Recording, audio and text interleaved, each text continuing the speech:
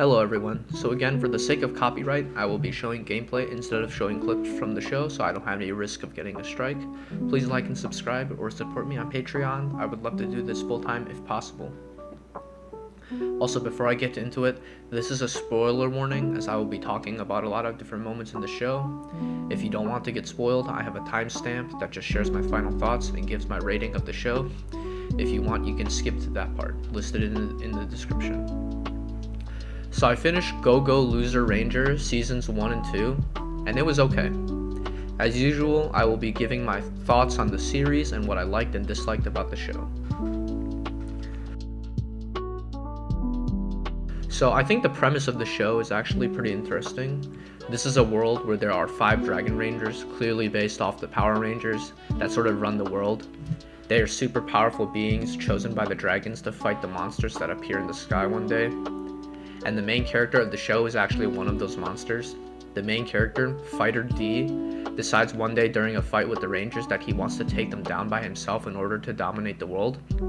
I think that premise is super cool, especially when it is revealed early on in the show that the Rangers are not actually really good people, and Red especially is a deranged lunatic that is obsessed with his image as a dragon, or something like that. I will get more into it later, but for now, the premise is cool. I think that the organization of the Rangers is sort of interesting, an organization that the Rangers created that is dedicated to helping the people and fighting the monsters. And there are 12-ish boss monsters that exist that the Rangers must defeat. With that being said, let's get into each season. Season 1 was okay. I think that although the premise is cool, the story of Season 1 is not actually that interesting. The beginning starts off pretty strong though. Fighter D uses his shape-shifting abilities to infiltrate the Ranger organization, but almost immediately gets found out and quote-unquote defeated. But then it turns out he actually took the Ranger's super weapon, which is one of the only things that can permanently kill the immortal monsters. And so Red Ranger sort of goes ballistic, and not for that reason, but somewhat, kills his right-hand man. The moment is bloody and gruesome and really shows what the Rangers are truly like outside the public eye. And that was a really interesting moment. It was also interesting that Sakurama, one of the cadet Rangers, decides to let Fighter D switch places with him because he believes he can change the Rangers and make peace with the monsters. However, after that, the story kind of falls off, to be honest. Like, the arc with the Ranger exam was not very interesting. The exam takes so many episodes as well, and I just did not care about it or about the characters involved.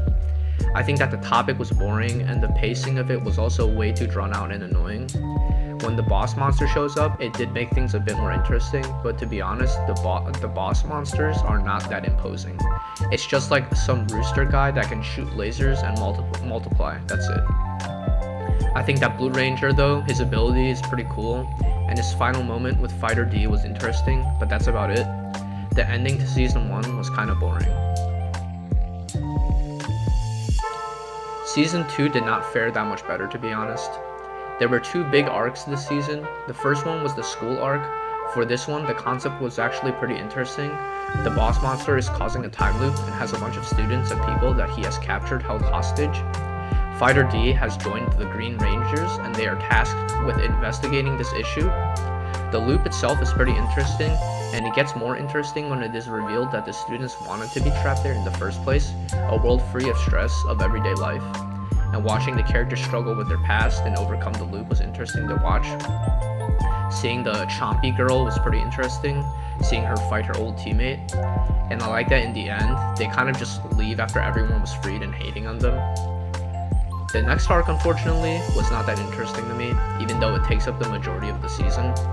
The Monster Equality Association is trying to give equal rights to monsters and goes against the Rangers, but then it is revealed that they just want to turn as many people as possible into monsters for some reason. I still don't really know or remember why they did it. I just remember that the whole thing was kind of stupid. They just wanted to turn everyone and themselves into monsters, that's it. And they kind of succeed in doing that. A shit ton of people turn into monsters and they start heading towards the city. Then the boss of the Monster Equality Association turns himself into the strongest boss monster and starts rampaging, and they have no way to defeat him. Then at the end, they decide that the only way to defeat him is to starve him to death, which is a pretty creative way to defeat the big bad. but it is kind of lame, I'm not gonna lie. Also, during this arc, the world got to see how deranged Red Ranger was, but like in the end, everyone like forgets how crazy he was and was just like, let's go Rangers again. Like, did they forget how crazy he was?